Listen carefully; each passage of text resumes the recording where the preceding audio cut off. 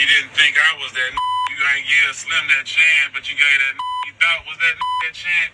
He not around 25 years later, still buying Rolls Royce.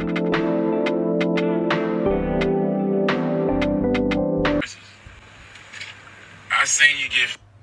I seen you go through all that. I seen it, and I'm still in shape like a. This is what you gotta live with. So don't ever be mad at no. Just accept the no and the rejection, and know that if you a tough like me, you gonna get your time to shine. They have to live what they told you no. Okay, if it ain't me, let's see how that work out for you. Let's see what you end up with. Yeah, I like to watch. You know what I'm saying? I ain't wishing you no bad luck either, because we don't connect. I ain't saying that at all. Don't get it twisted. That's not what I'm saying. But yeah, I'm going to look and watch. I'm going to pay attention. I'm going to sit back, and I'm going to see, and I'm going to say, didn't appreciate me. Told me no. Could have been in the Rolls Royce. Could have been in the drop Lambo. Could have been in the penthouse. Could have been at the Boss Light Resort. Coulda, woulda, shoulda. Yeah. And that's, as much as I like she the stallion, I'm not trying to, I want to be treated like the king, man. She a whole queen. That's expensive. Did you see the watch? She bought that 300. Man, what kind of gift you got to buy back if she give you a $300,000 watch? I can't have no woman, little boy in me. You know what I'm saying? Like, I represent boss energy. I cannot have a woman buying me a $300,000 watch expecting me to buy her, some that magnitude right back. Hey, baby, I know where I'm supposed to be, and that ain't it. So, yeah, that's not real. That's just, I love, Houston women, and you, whoever Houston, I'm cheering for you. Rappers, I'm going to cheer for you. I'm a you the one, because it's true. You bad, you the one and we love you, but actually trying to be in a real relationship, come on, man. I'm King Joffy Joffy, man. That's the only thing I'm going to accept. Nobody doing that of that statue, you know what I'm saying? That's not what I'm looking for.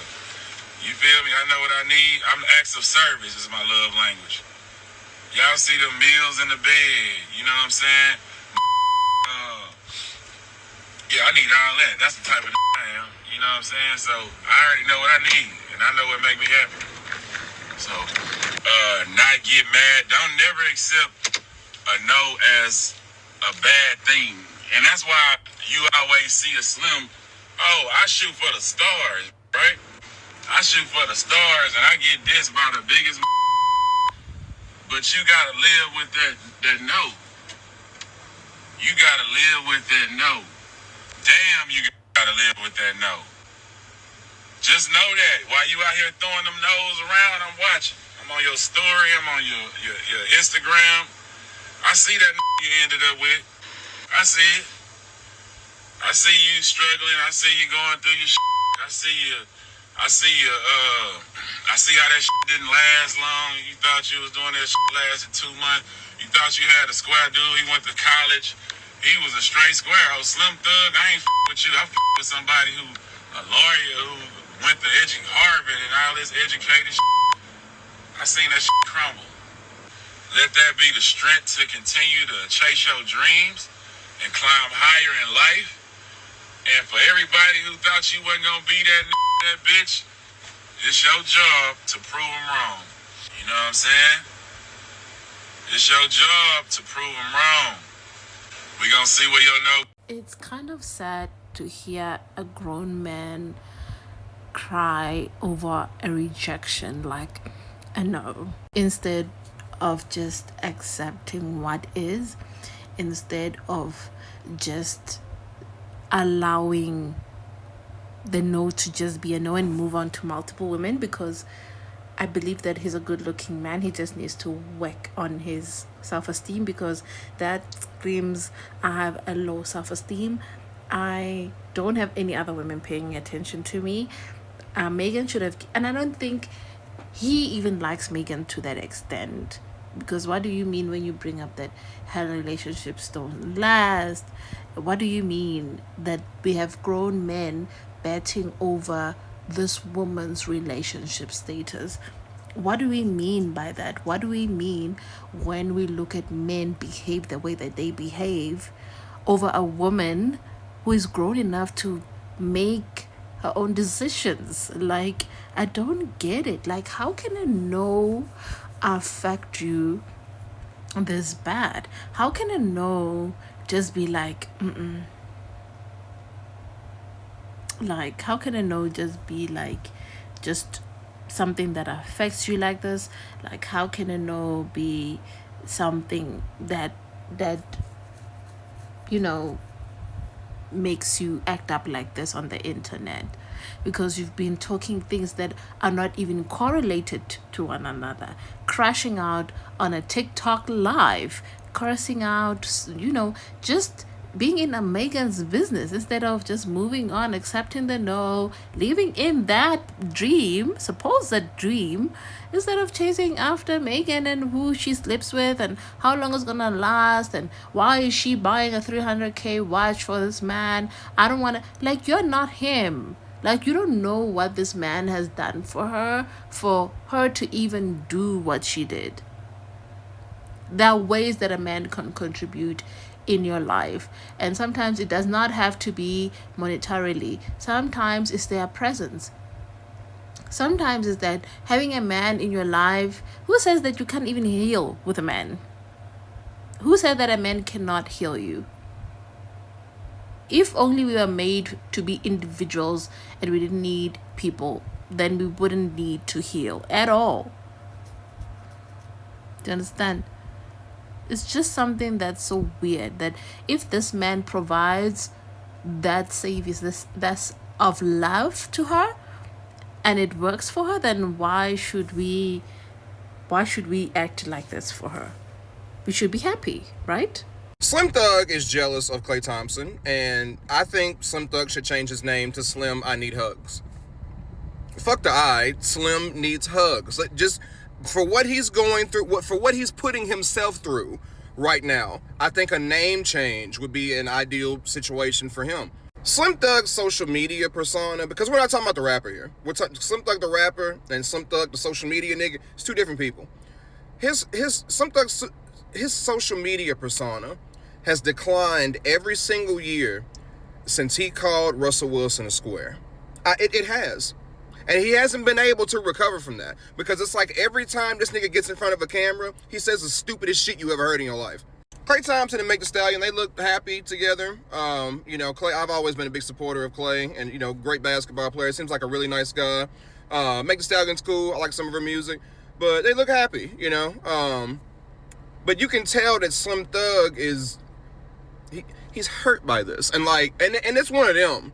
It's one of them fist grabbing hurts of like when you're talking to something, like if you're talking to a therapist or some shit and they're like, yeah, I can just really tell that you're hurt by this. It's one of them, bruh. Like, you can tell this nigga's fucked up like this for real. But him being hurt is a personal problem for him, and I'm gonna tell you why. Slim Thug is a hood guy. He's a street guy. He's made that very well known, alright? Upon my study of hood niggas all my life, I have noticed one very true thing about them. They all feel that all the women around the world and all of their slippery baby-making parts are only reserved for them. Nobody else. There's nobody out here that can smash women but hood dudes and street niggas. That's it, bro. They are part of a very exclusive club. They're the only ones allowed to do it. Lawyers can't do it. Fucking dentists, doctors, police officers for damn sure can't do it. Nobody can do it but them. So for Klay Thompson to come around and pull Megan Thee Stallion, being the nice guy that he is, they ain't got no kind of hood nigga nothing in his body. Slim Thug is pretty much like, what the fuck you mean you chose this nigga over me?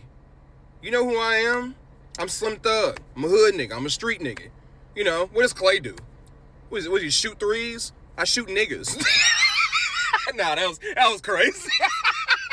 But he really feels that way, because it's like, again, going back to the comments that he made about Russell Wilson and him calling him a square, he really feels that way, bro, because, he questions why a woman would choose a nice guy over a street guy. Like he that shit really like fucking baffles him. Of just, you know, what do you mean you don't want to be over here no more? Why would you want to go over there? A lot of them are looking for peace, bro. That's it. You know what I'm saying? And you know, you don't always find that peace with the nice guy either. You know, that's just real shit. But a lot of them, and I think Sierra is the finest example of that. They've been together for a long ass time now.